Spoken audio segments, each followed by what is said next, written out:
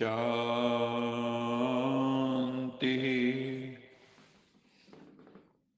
सत्यम शिवम सुंदरम सच्चित आनंद स्वरूप सत श्री अकाल मूर्त परम पिता परमात्मा की परम प्रिय संतान,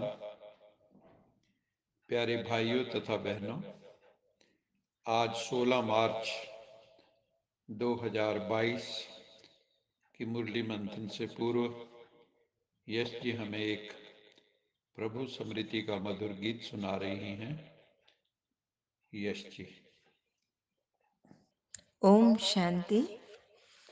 कैसे करूं मैं बाबा तेरा शुक्रिया, कैसे करूं मैं बाबा तेरा शुक्रिया, झोली भर दी खुशियों से सारा मेरा दुख लिया। कैसे करूं मैं बाबा तेरा शुक्रिया, जब भी आते हो सुख लाते हो, जब भी आते हो सुख लाते हो, खुशियों से दामन मन भर जाते हो, जीवन मिल गया खिल गया।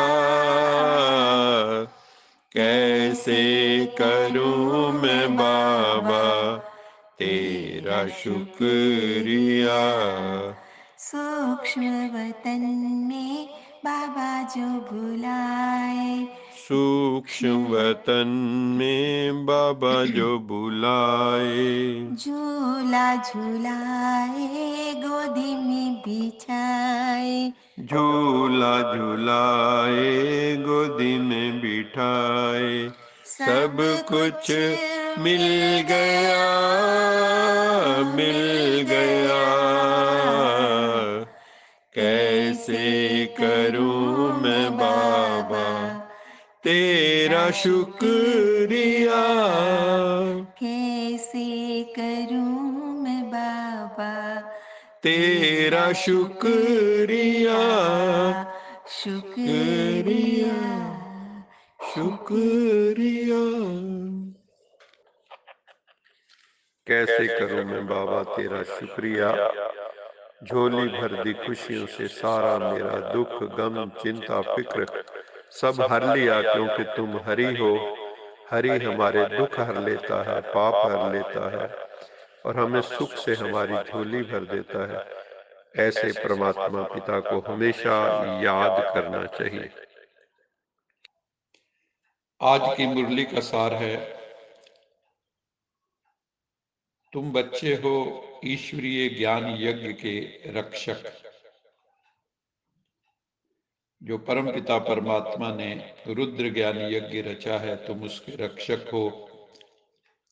ईश्वरीय यज्ञ की दिल लगाकर बाबा ने कहा सेवा करो, तुम जन्म जन्मांतर फिर कभी दुख नहीं पाएंगे।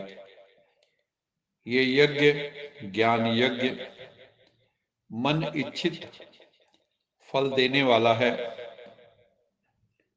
अर्थात जीवन मुक्ति स्वर्गिक दुनिया की प्राप्ति इस यज्ञ से होती है। ये ज्ञान यज्ञ है, ना ही ज्ञानेन सदृशम पवित्रम ही विद्यते।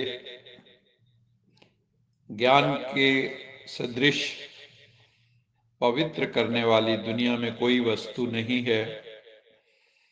इसलिए इस यज्ञ की हमें बहुत संभाल करनी है। आपस में मिलजुल कर बहुत शांति से रहना है। बाहर से कोई आए तो उसे शांति की महसूसता होनी चाहिए। यहाँ कुछ भी आवाज करना बिल्कुल पसंद नहीं आता। कोई बाहर से भी आए तो वो शांति के कुंड में शांति की अनुभूति करे। आंतरिक शुद्ध वृत्ति से ही प्रभु पिता पर सब कुछ स्वाहा करना है। इसके अतिरिक्त स्वाहा करने में ये बोध नहीं आना चाहिए कि मैंने सब कुछ स्वाहा किया, मैंने परमात्मा को दिया, मैंने किया। अगर ये भाव रहा तो ये कर्तापन अगर अंदर में रहता है तो उनसे कोई फिर विशेष फल की प्राप्ति नहीं होती। एक तरह से निष्फल हो जाता है वो, क्योंकि उसमें डूअरशिप आ जाती है, मैं करता हूं। इसलिए जब हम तन मन धन प्रभु पर स्वाहा करते हैं तो कर्तापन का भाव ना हो, ये आंतरिक वृत्ति रहनी चाहिए कि विराट फिल्म अनुसार सब कुछ हो रहा है, मैं निमित्त मात्र पुरुषार्थ कर रहा हूं। इस आंतरिक मनसा की शुद्ध वृत्ति से ही उच्च पद की प्राप्ति होती है। जैसे गुलाब का पुष्प कांटों के बीच में रहता हुआ भी न्यारा और खुशबूदार रहता है, कांटों के कारण बिगड़ नहीं जाता, ऐसे ही रूहे गुलाब जो आत्माएं हैं वो सर्व हदों से और देह के बंधन से न्यारी होती हैं। वो किसी के प्रभाव में नहीं आती, क्योंकि वो रूहानियत की खुशबू से संपन्न होती और सर्वत्र खुशबू फैलाती। ऐसी खुशबूदार आत्माएं शिव पिता के व ईश्वरीय परिवार के प्यारे बन जाते हैं।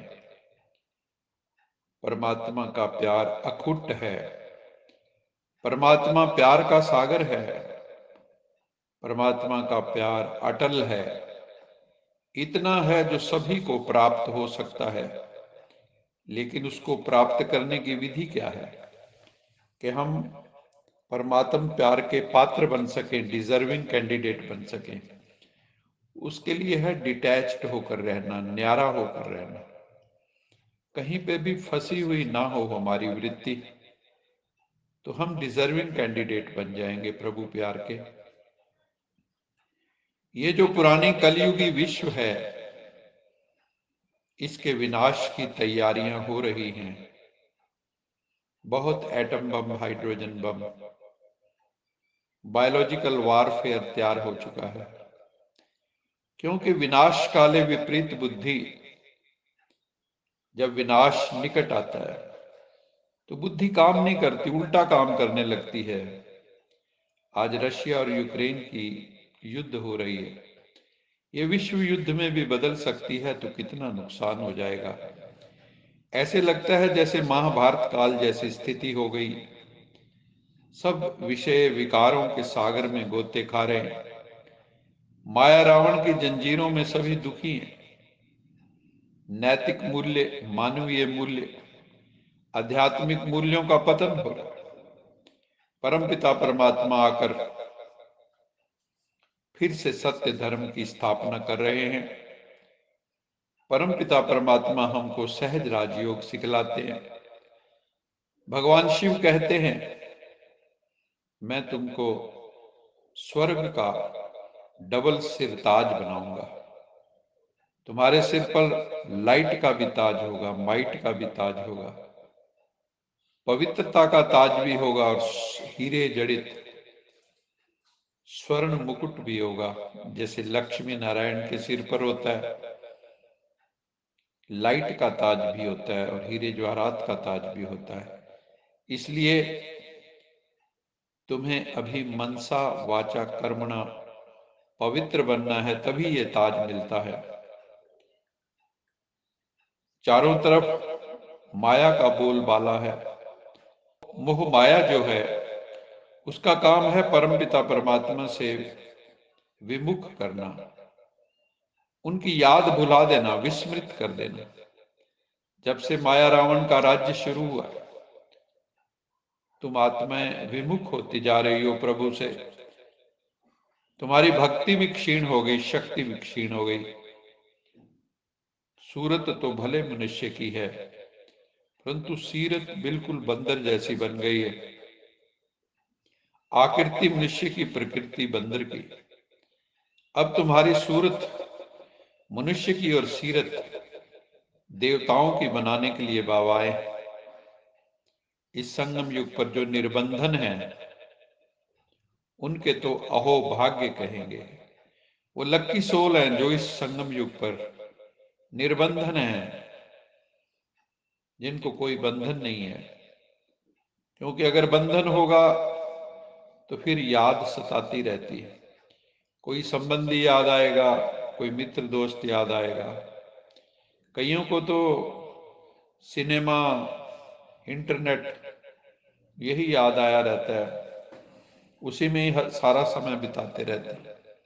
तो उससे क्या होगा? उससे आत्मा रूपी बैटरी डिस्चार्ज हो जाती है, हम थक जाते हैं। बैटरी को रिचार्ज करने के लिए तुमको शिव बाबा कहते हैं, माम एकम याद करो, सर्वधर्मान परित्यज्य माम एकम शरणम व्रज, अहम त्वास्वर पापेभ्यो मोक्षयिष्यामि मा शुचः। सब धर्मों को छोड़ के हे अर्जुन तो मेरी शरण में आ जा, मैं तुझे सब पापों से मुक्त कर दूंगा, इसलिए शोक मत कर। बाबा कहते हैं सिर्फ मुझे याद करो और किसी को याद नहीं करना है। क्योंकि तुम्हारी जो स्पिरिचुअल प्रायोरिटी है वो है अपने जीवन को फ्लॉलेस डायमंड जैसा बनाना, बेदाग हीरा। ये बनेगा भगवान की मत पर चलने से, श्रीमत पर चलने से।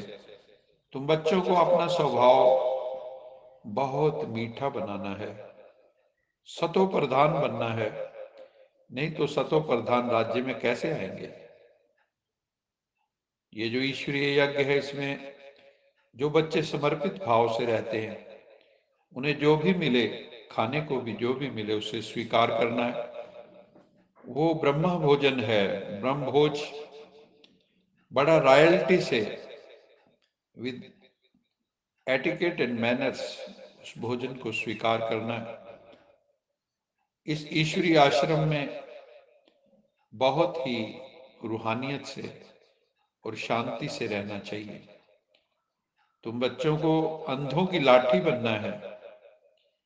जो भी अंधे हैं, अज्ञान अंधकार में भटक रहे हैं, उनको मंत्र देना है। कौन सा महामंत्र देना है? मन मना भाव के परम पिता परमात्मा शिव कहते हैं कि बच्चे मन को मेरे में लगाओ, मन को दुनिया में नहीं लगाओ। अनेक आत्माओं को माया रावण लक्ष्मण की तरह मूर्छित कर देती है। ईश्वरीय ज्ञान है संजीवनी बूटी। ये धर्म युद्ध का मैदान, महावीर हनुमान तो तुम हो, तुम्हारा कर्तव्य है। जो भी आत्माएं मूर्छित पड़ी हैं, बेहोश पड़ी हैं, उनको ज्ञान की संजीवनी बूटी द्वारा होश में लाना है। तुम बच्चों को अपने शरीर में भी मोह नहीं रखना है। अगर मोह रखना ही है तो एक परम पिता परमात्मा में रखो। सत्यम शिवम सुंदरम सच्चिदानंद स्वरूप सत श्री अकाल मूर्त में मोह रखो, और जो वो ज्ञान के रतन देता है परम पिता परमात्मा, उनमें भले अटैचमेंट रखो। क्योंकि ज्ञान रत्नों की जितनी धारणा होगी, गुणों की जितनी धारणा होगी, उतना तुम श्रेष्ठ बनेंगे और दूसरों को भी वो धारणा करवानी है। बाबा कहते हैं मुझे ज्ञानी तो आत्मा प्रिय लगते हैं। जो ज्ञानी आत्माएं हैं, जो हर समय ईश्वरीय ज्ञान में रमण करती हैं, वो मुझे प्रिय हैं। तुम बच्चों के मुख से सदैव रतन निकलने चाहिए, ज्ञान रतन। कभी भी तुम्हारे मुख से गाली रूपी पत्थर नहीं निकलने चाहिए। क्रोध में भी मनुष्य बहुत पत्थर बरसाता है मुख से, और विष बरसाता है। तो तुम्हें ऐसा नहीं बनना है। और कहीं पे भी संसारिक बातें ज्यादा हो रही हो तो वहां से उठ के चले जाना चाहिए। ऐसी बातों में नहीं जाना है, क्योंकि तुम्हें तो एक ही रट लगी होनी चाहिए कि मुझे संपूर्ण पवित्र बनना है। अगर संसारिक बातें करोगे तो मुख कड़वा हो जाएगा, भगवान की बातें करोगे तो मुख मीठा हो जाएगा। जैसे शिव बाबा रहम दिल है, तुम बच्चों को भी रहम दिल बनना है, पुरुषार्थ करके स्वयं के जीवन को श्रेष्ठ बनाना है तथा अन्य आत्माओं के जीवन को पवित्र बनाने के लिए मददगार बनना है। बाकी कलयुगी दुनिया का जीवन तो बिल्कुल ही फीका है, नीरस दुनिया है ये, monotonous, same dull and drab monotonous routine इंसान ढोता रहता है। सोम मंगल बुध में कोई अंतर नहीं होता है। लेकिन बाबा कहते हैं तुम्हारी चढ़ती कला होनी चाहिए रूहानियत में। इस दुनिया में तो लोग एक दूसरे को नीचा दिखाते रहते हैं, एक दूसरे की टांग खींचते रहते हैं, बहुत पतित विकारी बन गए। अब तुम्हें बाबा की श्रीमत पर चलना है। बाबा दिल से कहो, मेरे प्यारे बाबा, मेरे मीठे बाबा, मेरे लवली बाबा, मैं आपका हूं, आप मेरे हो, आप मुझे जो भी सर्विस दोगे मैं वो सेवा करूंगा। हमें आज्ञाकार वफादार बनना है, बाबा के निर्देश पे चलेंगे तो जो कुछ भी हम करेंगे उसका रिस्पॉन्सिबल बाबा होगा, वो गलत नहीं हो सकता। शरण में आने वाले को बाबा सब बंधनों से मुक्त कर देता है। इसलिए हमें परम पिता परमात्मा को समर्पित होना है। पुरुषार्थ करते करते जब अंत आएगा तो हमें साक्षात्कार होगा कि हम क्या बनेंगे, स्वर्ग में हम क्या बनेंगे, राजा रानी बनेंगे, प्रजा बनेंगे, क्या बनेंगे। फिर उस समय सिर नीचे करना पड़ेगा, फिर अंदर से खुशी नहीं होगी। जैसे रिजल्ट आता है तो कोई तो मेरिट में आते हैं, कोई फेल हो जाते हैं, कोई मीडियोकर होते हैं, तो उस वक्त फिर अंदर आता है काश कि मैंने पढ़ लिया होता। तो ये भी रूहानी पढ़ाई है, इसमें हमें काश ना करना पड़े, इसलिए बहुत दिल लगाकर ये पढ़ाई करनी है। इस पढ़ाई को करने से हर वक्त खुशी का पारा चढ़ा रहता है, नहीं तो दिल के अंदर कांटा चुभता रहेगा, पश्चाताप होता रहेगा कि नाहक ही मैंने पुरुषार्थ नहीं किया। आज का स्लोगन है अव्यक्त स्थिति का अनुभव करने के लिए व्यक्त भाव और भावनाओं से परे रहो। व्यक्त भाव के कारण हम संसार में बाह्यमुखी होकर, हमारी इंद्रियां बाहरमुखी होकर रहती हैं, भौतिक जगत में हम ज्यादा रहते हैं। जैसे ही हम अव्यक्त स्थिति का अनुभव करना है तो हमें इंद्रियों का प्रयोग कम से कम करना होगा, अपनी एनर्जी को कंजर्व करना होगा, मन वाणी कर्म की एनर्जी को सेव करना होगा, बजट बनाना होगा। तो ये व्यक्त भाव और भावनाएं जब कम हो जाएंगी या समाप्त हो जाएंगी तो अव्यक्त स्थिति का अनुभव हमें होने लगेगा। हर वक्त हम इस संसार से खोए खोए रहेंगे, कभी सूक्ष्म वतन में रहेंगे तो कभी परम धाम में परम पिता परमात्मा के सानिध्य में रहेंगे। अच्छा मीठे मीठे सिकिलद बच्चों प्रति मात पिता बाप दादा का याद प्यार गुड मॉर्निंग। रूहानी बाप की रूहानी बच्चों को नमस्ते। हम रूहानी बच्चों की रूहानी माता पिता बाप दादा को याद प्यार गुड मॉर्निंग और नमस्ते। सदा रहो हंसते कहीं नहीं फंसते बन जाओ फरिश्ते बांध लो अपने बसते चलो प्रभु के रास्ते। वाहिगुरु जी का खालसा वाहिगुरु जी की फतेह। बोल साचे दरबार की जय। लोका समस्ता सुखिनो भवन्तु। लोका समस्ता सुखिनो भवन्तु। लोका समस्ता सुखिनो भवन्तु।